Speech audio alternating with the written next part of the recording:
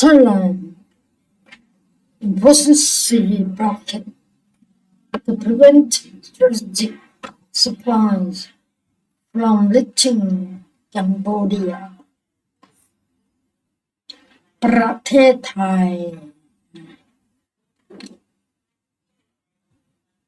กำหนดมีการกำหนด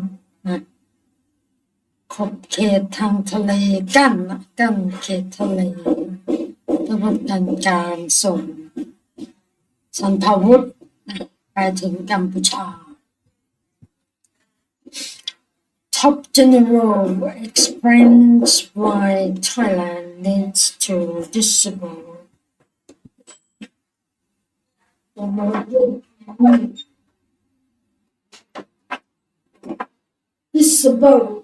Cambodian army ability. No matter table swings like seeking curfew imposed in 5 districts of Dara province. Legal mechanisms must catch up to tackle online sexual อันนี้นะข่าวนี้น่าอ่านนี่ก็น่าอ่านนี่ก็น่าอ่านอ่านก่อน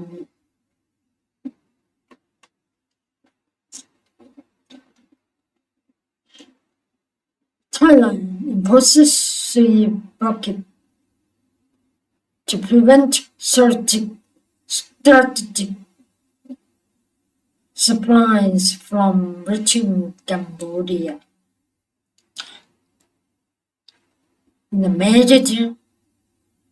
major strategic move aimed at hampering Cambodian military capabilities, Thailand's military command has ordered a sea blockade to prevent oil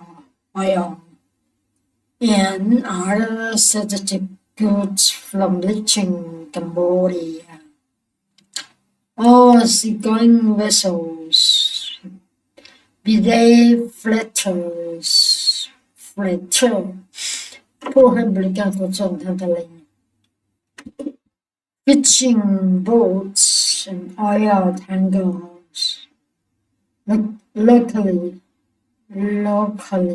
or foreign register, even if owned by Thai nationals and carrying strategic goods, will be blocked from reaching Cambodia. มีการกำหนดกั้นน้ำนะน้ำทะเลไทยอะเพื่อป้องกันไม่ให้ส่งเสบียงอะไรที่มันส่งผลต่อการส่งเสริมให้กองกำลังกัมพูชานะมันนำมาสู้รบกับไทยกันไง The military command has also declared the maritime area พื้นที่ทางทะเล maritime and rail Cambodian seaports at high-risk zones. The Thai maritime area includes Thai territorial waters defined as being within 12 nautical miles of shoreline, according to Dr. Tom Nawaswat, a maritime expert at Kassan University. He explained that the Thai Navy has the right to intercept foreign vessels en route to Cambodia in the Gulf if they are deemed to pose a threat to Thai national security. Since the outbreak of renewed fighting between Thai and Cambodian forces on December the 8th, several Thai commentators have questioned the government, particularly the Energy Ministry, about why Thai and foreign vessels are still allowed to deliver oil to Cambodia, which helped to sustain the Cambodian war efforts. Meanwhile, อันนี้ก็มีคำถามหลายๆคนก็มีคำถามว่าทำไมเกิดสงครามแล้วเนี่ยรัฐบาลโดยเฉพาะกระทรวงพลังงานเนี่ยนะทำไมอยากให้มีการอนุญาตขนส่งน้ำมันไปยังกัมพูชา Meanwhile, Major General Winchester, spokesman for the Thai Army, said today the Thai Army Commander-in-Chief Gen. Panaklap has made clear that so far there has not been an order to cease fire and troops on the ground will continue to perform the duties along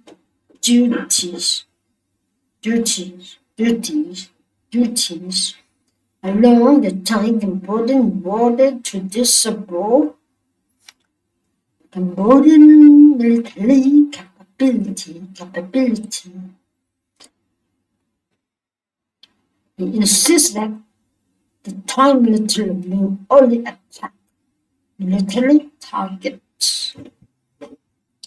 Good. Legal mechanism. Legal mechanism and catch up to tackle online sexual violence. Oh, now, I never thought that this would ever happen to me. Nurse Tiyayo, a former nurse anchor,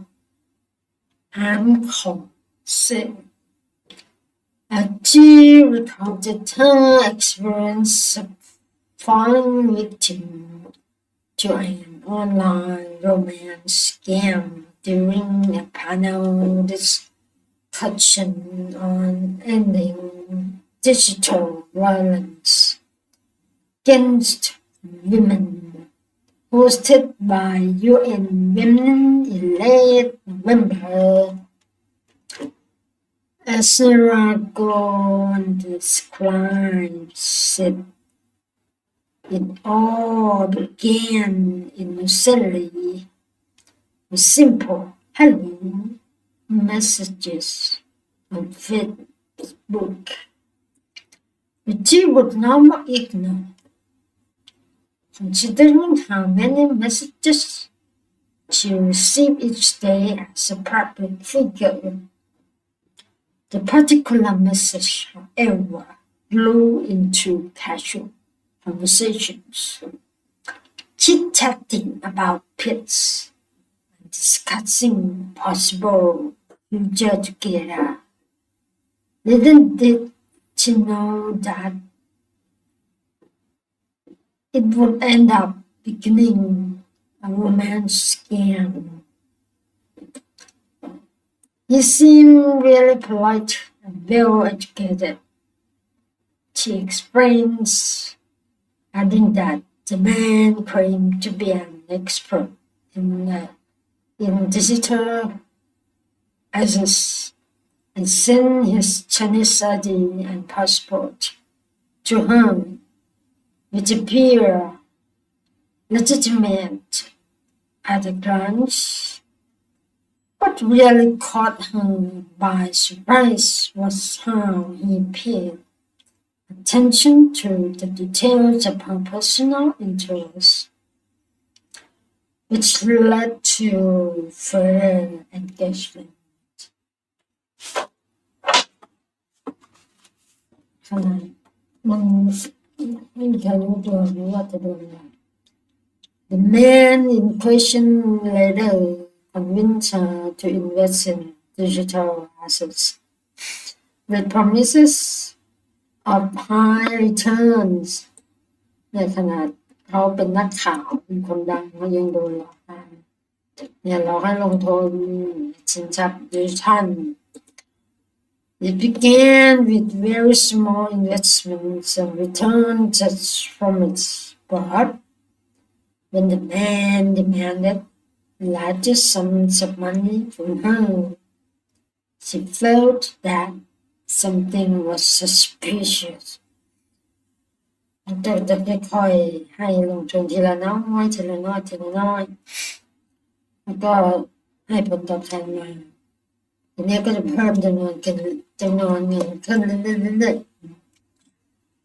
ๆคุณนารากรเนี่ยก็รู้สึกสงสัยละเริ่มสงสัยละ She then decided to report him to Facebook and even threatened to report him to the Chinese embassy in Bangkok. Naragon also reported the matter to the Stock Exchange Commission of Thailand. Naragon ก็แจ้งไปที่สถานทูตจีนในกรุงเทพแล้วก็แจ้งกลต.ด้วยคณะกรรมการดูแลและกำกับดูแลหลักทรัพย์ through which she subsequently discovered that the investment platform was a fraudulent website หลอกลวง The damage was more than the financial losses. The financial losses is some losses. It was also the psychological and emotional manipulation that came with it. Speaking up about her experience was not easy, as Aragon admits. It was too embarrassing for her,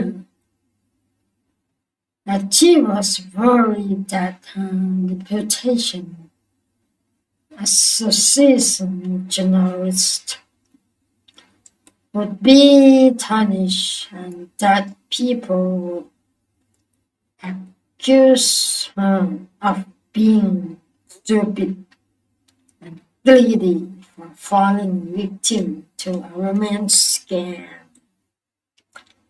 As a romance scam survivor, I would say don't be embarrassed to speak up. ถ้าเรารอดจากยามาแล้วก็เราก็ไม่ต้องงานที่จะมาพูดนะ and seek help แล้วก็ขอความช่วยเหลือไม่ต้องอายที่จะมาบอกคนอื่นนะ because after telling my story I felt relief มันจะบอกไปก็รู้สึกผ่อนคลายรู้สึกบรรเทาทุกข์จะดีขึ้น Many people offer moral support to me คนก็ให้กำลังใจ Since then, Naragon has been raising awareness and helping others seek legal support. She attributes the Facebook group that now has over 150 online scam survivors with combined losses totaling over 400 million baht. The main challenge, however, holding perpetrators accountable at the expense. Even if online scam survival tries to count, the justice system cannot do anything to crack down on abusers. So I want the legal system to help these victims more promptly and return the extorted money to them, because many of them have lost everything to say. Online violence is real violence. Romance scams are just one aspect of online violence against women. In recent years, pornographic deepfakes, cyber threats,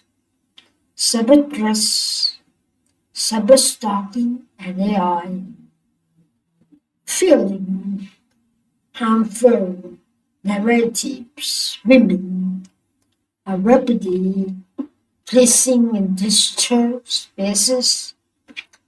Such online abuse does not necessarily stop online, but can spill over into real life.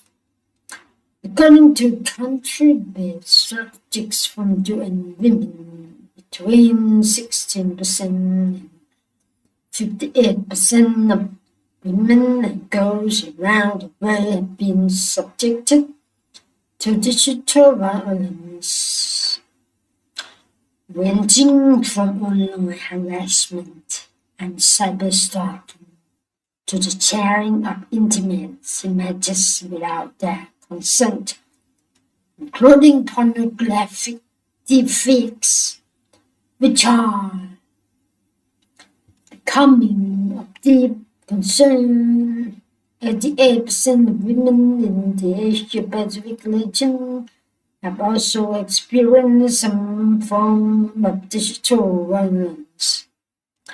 Melissa Alvarado, UN Women's Regional Lead on Ending Violence Against Women, experienced that the rapid development of new technology has made it much easier to find ways to spread more harmful content, such as pornographic deepfakes and sexually explicit content.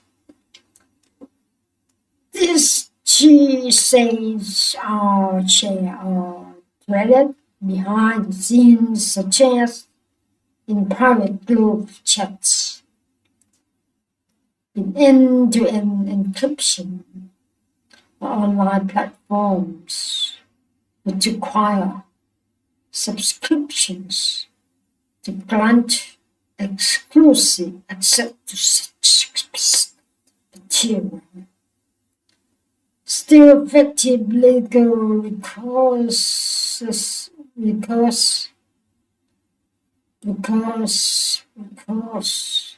for women who fall victim to online abuse remains lacking. As Melissa explains, the legal frameworks are still not catching up, without taking action against such crimes. Online sexual violence is often not just one man acting alone. It's often men working in concert with other men in communities, sharing content, helping each other to share, distribute, and clear content. Marissa explains. Similarly, a Thai lawyer who provides legal support for sex abuse victims has found that in Thailand there are still no laws that legally address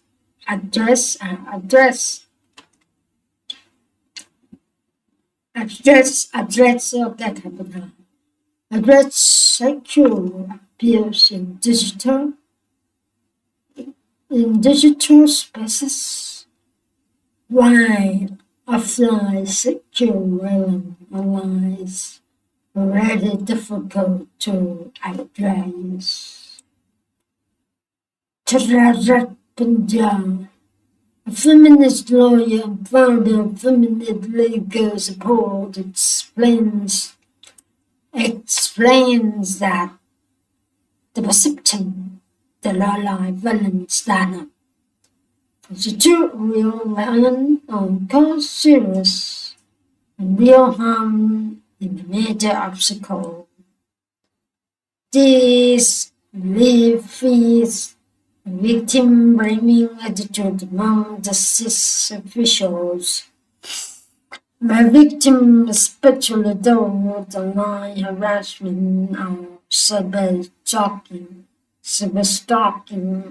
encounter questions about their photos, leak, or whether they possess sexually provocative photos, putting the burden to prove the wrongdoings onto themselves. This mindset treats the situations as if no real violence has occurred, which results in cases not being taken up or present to the experience. The burden is then put onto the victim. They are expected to find evidence themselves and blame the home, the anonymous to go and watching them along with the obstacles we faced in trying to accept the justice system.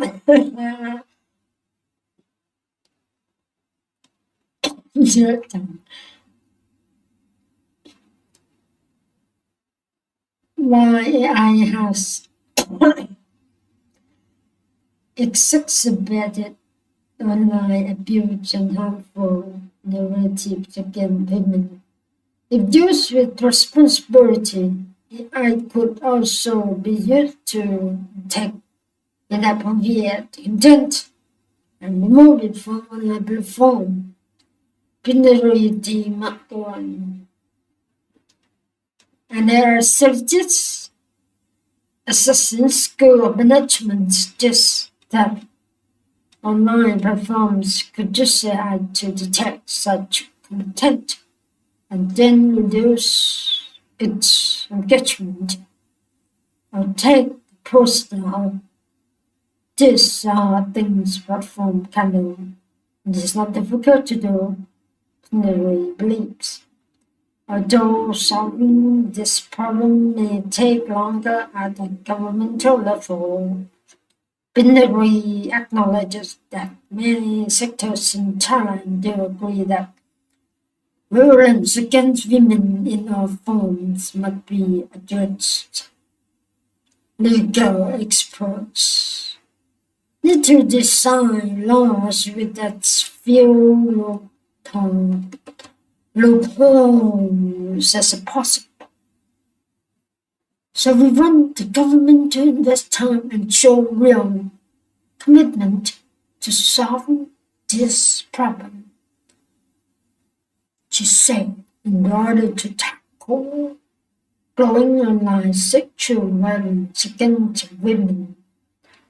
UN Women urges the creation of clear legal framework to address the problem, including justice institutions and the tech companies operating the platforms, which must be equipped to take action against online wrongdoings. Therefore, a survivor-centered approach to crucial to tackling online and offline violence against women.